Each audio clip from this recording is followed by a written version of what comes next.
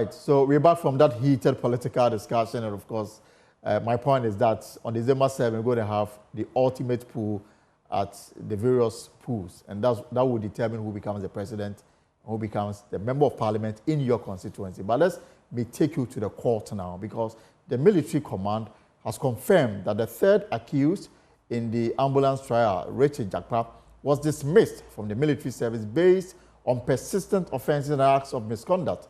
The third accused in the ambulance procurement trial, Richard Jakpa, vehemently denied ever seeing the supposed letter confirming his dismissal from the military since he left the service 17 years ago. Deputy Attorney General Fetuan Yeboah on Thursday, June 27, tendered into evidence Richard Jakpa's supposed dismissal letter from the Ghana Armed Forces. In court on Thursday, Secretary to the Military High Command and custodian of the documents at the Armed Forces, Nana Adujamfi, discounted Richard Jakpa's allegations.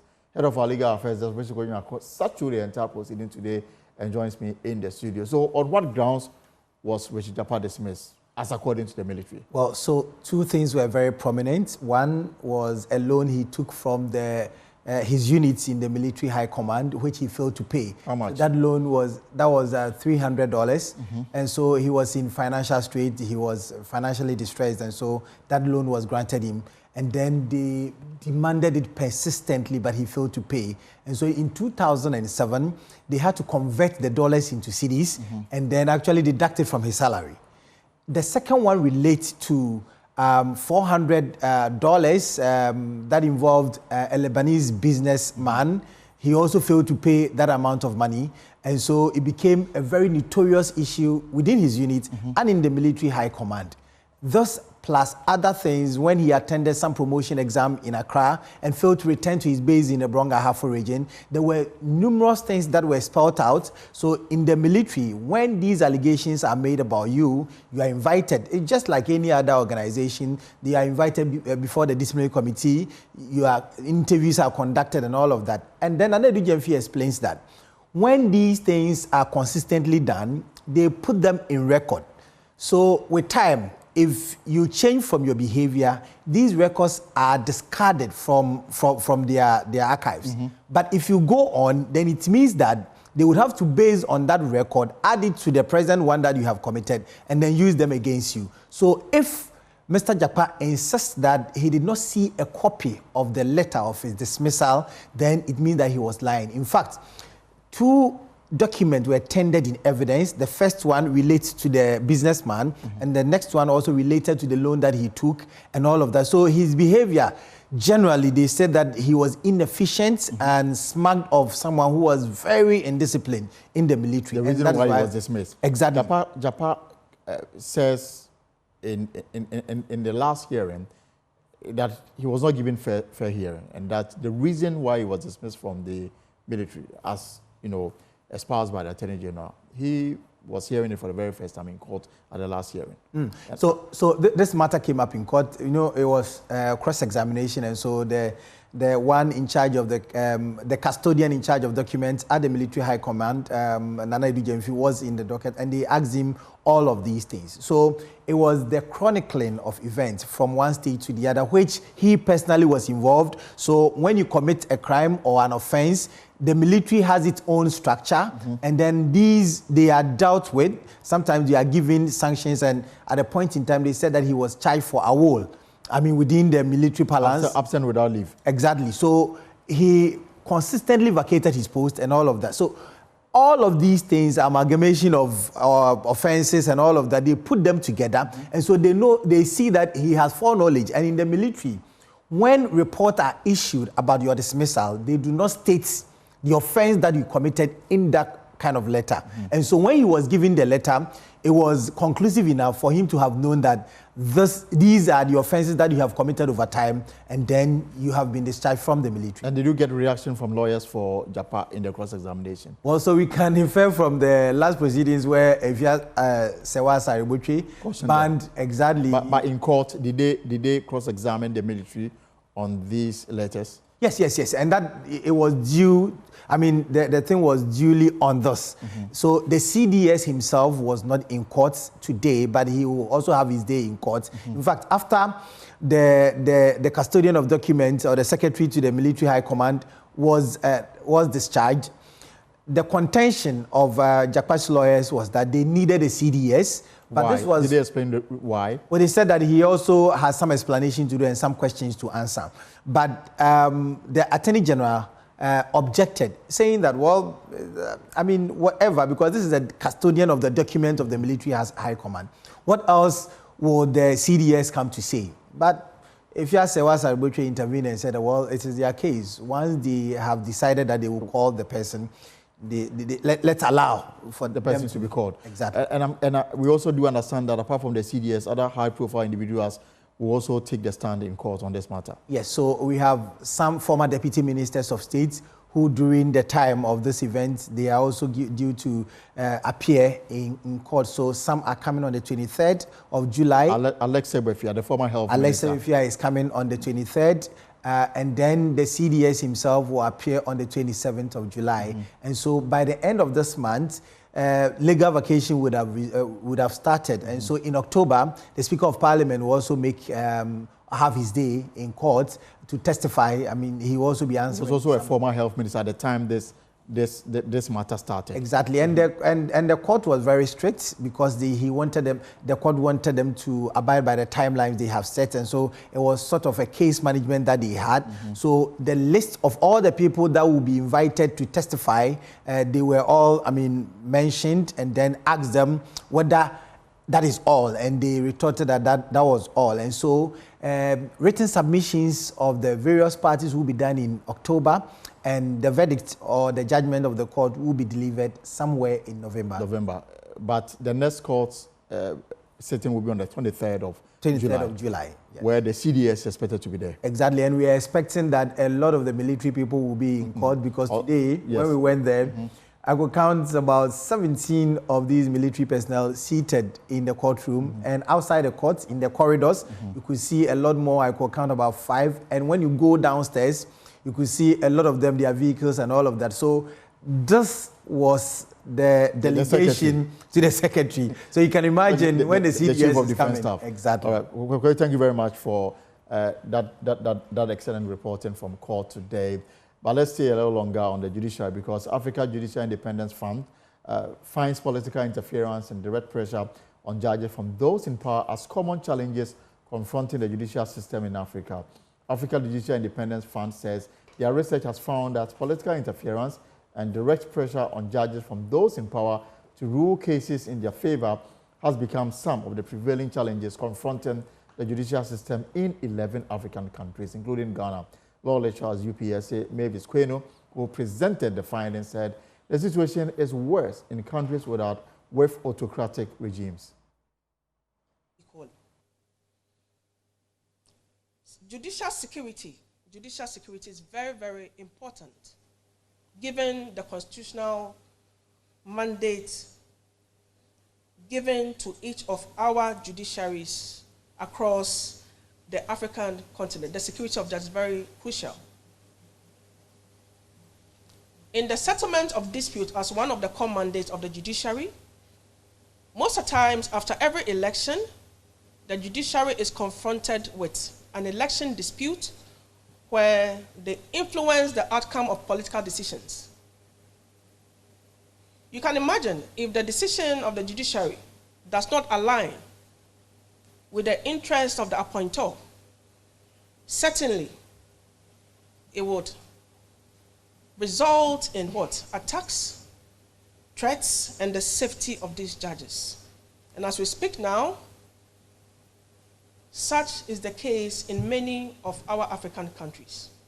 Last night, as I was watching the news, I was amazed to find out that presently, even in Guinea, the courts are on strike because of arbitrary arrest, arbitrary detentions of judicial officers, legal officers to unknown detention camps. This discussion is very relevant, and it would take our collective efforts to make it happen. Today is not a day of presentation of papers, but it's a day of true reflection on where we started from and where we are, and what we can do to change the status quo. So before I take my seat, I would humbly plead with all in this room never to let this discussion end here, but to be champions, as our brother Saeed Salahuddin mentioned. We all in this room must pledge to be champions of this very vital ingredient we need for all of us. Without an independent judiciary, you and I will not have that confidence to approach the courts without disputes. And if that happens, where would you go? I have nothing more useful to add, but to thank you for your kind attention and participation in this discussion.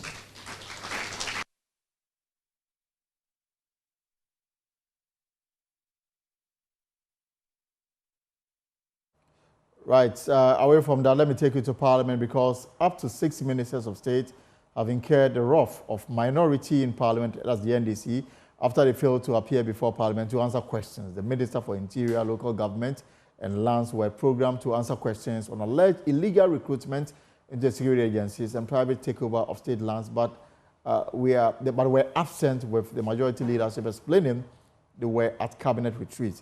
But Ibrahim Mutala Muhammad, in whose name and number of the questions stood, insisted the ministers just did not take Parliament serious.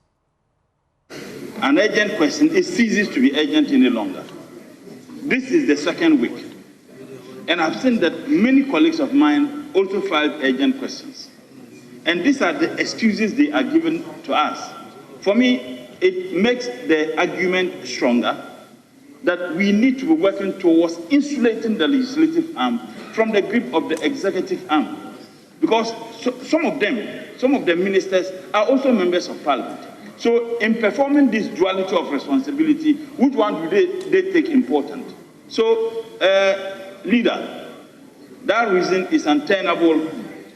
And I think that this should be the last time we should experience that, at least in this Parliament. It simply doesn't make sense.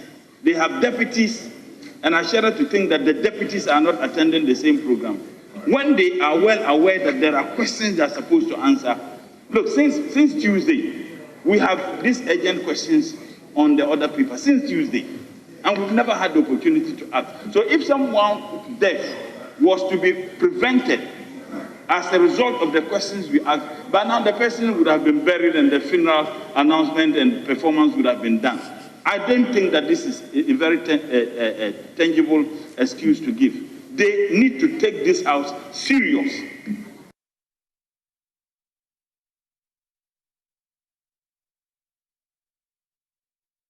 Well, Second Deputy Speaker Andrew Amwakwesiama, who was presiding, directed the majority leadership to ensure ministers are always present to answer questions in their name.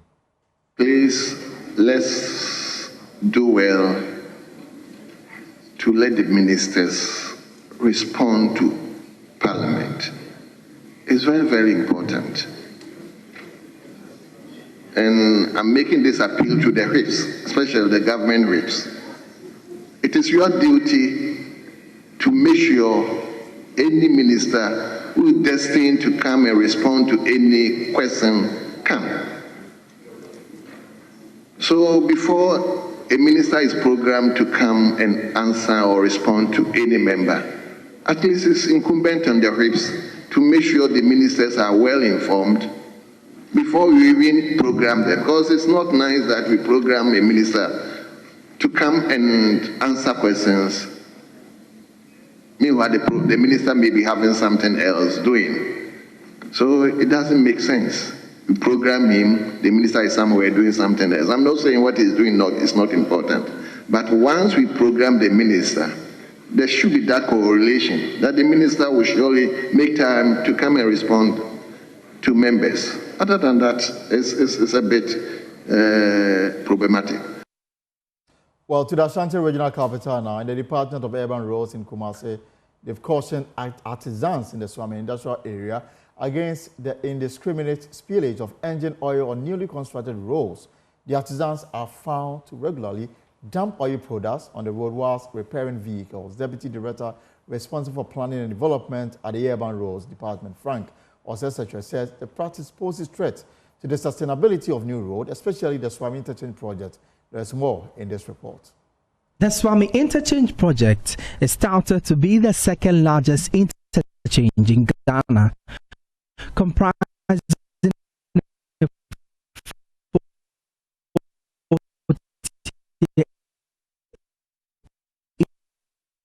The Swami Interchange project is touted to be the second largest interchange in Ghana, comprising a 4-tier interchange with overpasses at various points along roads leading to the interchange. It comes with 15 kilometers of local roads improvement of selected intersections and the widening of the Ofinsu Road into a 3-lane dual carriageway. However, the sustainability of the road project is threatened by activities of artisans along the stretch. Oil products from engines of faulty vehicles in the industrial area are major threats to the road's lifespan. Deputy Director for Planning and Development at the Ashanti Regional Urban Roads Department, Frank Osei-Setre, explains. The corridor along which the project is being undertaken. We have garages. We have people who sell spare parts, engines, and all the rest. And before we came, we realized that the activities were extending through the road. We don't want that situation because the oil can dissolve on the bitumen. And when that happens, the road will deteriorate very fast. Secondly, drivers also remove their tires. They replace their tires, even on the carriageway. And we don't want that situation because when they do that, the jack creates hole in the road. His concern is one of many challenges raised during a stakeholder consultative dialogue with local authorities, including government and traditional leaders, on the progress of the interchange project. Financial Secretary for the Swami Spare Parts Dealers Association, Peter Sam, who is worried about the development, wants the enforcement of punitive measures against artisans found culpable.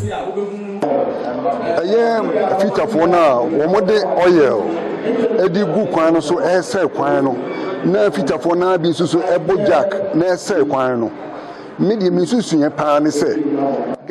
These mechanics should be fined rather than just cautioning or educating them. The expectation ke obi ye sanfom so na ye man a huge fine na nipa ko ni tua se nipa ni tua sika kase bi a menjin di se.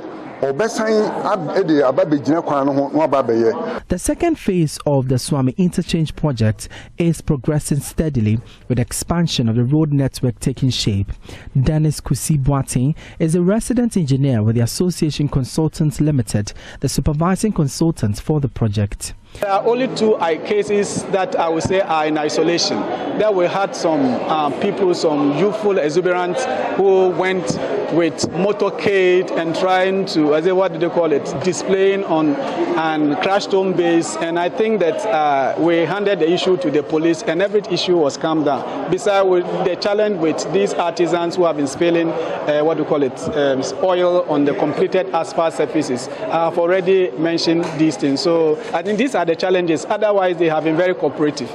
Both the first and second phases of the interchange project are expected to be completed in 2025 and 2027 respectively. For Joy News, my name is Emmanuel Bright Kweku. And then to a very important discussion that we've started here on Joy News, especially on PM Express. It's about the manifesto ahead of the elections.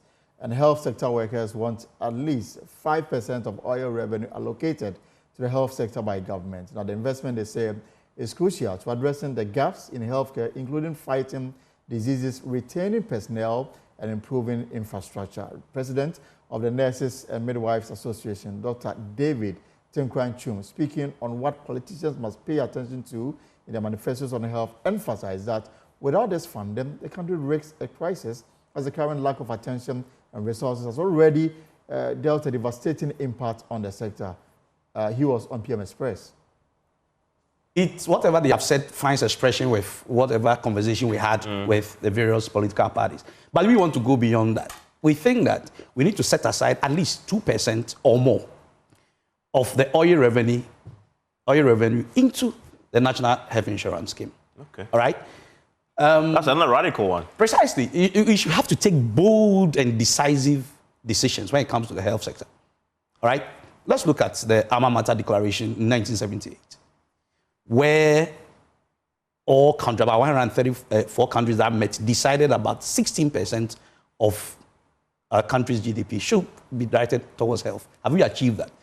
Abuja Declaration, ECOWAS leaders met and they said, oh, they can commit 15% of their revenue into health. Where are we? Ghana, we're doing something like 9.5% or 10%. We are nowhere there. Precisely, I agree with him. I think that we have to take very calculative and bold decisions in providing a financing to the health sector. And we are proposing that at least between 2 to 5% of our oil revenue should be directed towards health.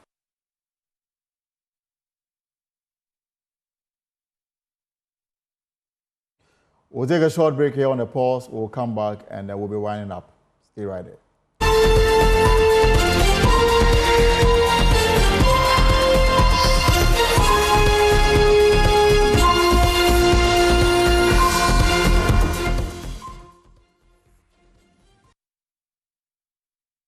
Well, before we go, Concerned Drivers Association will from Monday, July 22nd, increase fares for intercity transport, popularly known as Trotro, by 15%. The group cites the continuous rise in the price of fuel as a major factor for the increment. Additionally, the increased prices of essential items such as spare parts, crucial for transport business, have further necessitated this decision.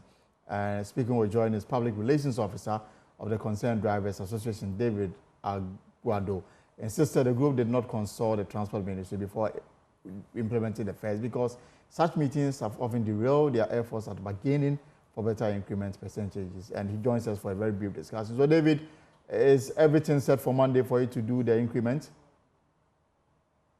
Wait. Hello, David. Yes, sir, Mr. Broby. Can you hear me? Yes. I asked, are you on course to do the implementation on Monday, these new fares that you've announced? Yes, we are on course.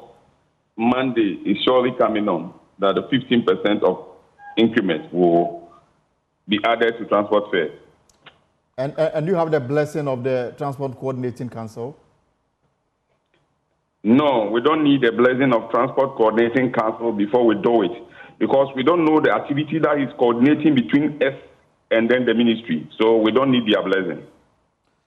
In the last, usually, what we understand is that if the increment goes more than 10%, then that could necessitate increment in fares. Have we gotten there yet? We are more than 10%. It's 11.5%. So it's more than the 10%. Mm-hmm. So tell me, is it simply because fuel prices have gone up, the reason why you want to pass on to your customers or passengers? Yes. It's not only the fuel price. The other commodities that we use are spare parts, lubricants, and then the cost of the car itself. Everything around transport have gone tremendous increase. So we must also add a little to it so that we can be able to sustain ourselves in the business. And you proposed 15% increment? Yes, we agreed on 15% increment, not we proposed. And this obviously is just between you, the drivers. You didn't factor in whether your passengers will be in a position to pay. I understand. I guess that's the reason why the consultative meetings are always important. You know something? Tell me. When traders in Agbogboleshi and Kantamanto sell their wares like the dresses and then the food items we buy, they don't consult the they don't consult the trade minister for it. Because the things and then the items that they sell have gone up. So they also have to add some to it. Why we only the transport sector that have to be meeting with the minister? And we don't see any reason behind that. Because we are also buying and selling. So come what may, your members will start charging 15% more on transport fares beginning Monday. Exactly so, my brother. It's not only our members. As it happened in April, we started like 3 days before other transport operators joined. It will be the same. We'll start and then others will join. All right. Thank you so much, David Agbadu, for your time here on the pause. And they've indicated they will increase transport fares by 15% beginning Monday because of rising cost of fuel and other lubricants and other things that help them in their business. Well, folks, that's our show for today. For more stories, log on to our website, myjoyonline.com. Stories on myjoyonline.com. 9 in 10 Ghanaians believe the country is going in the wrong direction. We have a responsibility to ensure MPP is voted for. That's according to Miracles Amwajem. And we opted for democracy to achieve better lives. Ernesto Yabua. Tomorrow, same time, Friday, we'll have another edition of The Pulse at 3 p.m. Until then, whatever you are up to in the hours ahead, I hope is profitable. My name is Elton Gobe. More stories coming your way on Joy News Prime, on Top Story, and News Night on Joy 99.7 FM. Enjoy your evening and take care.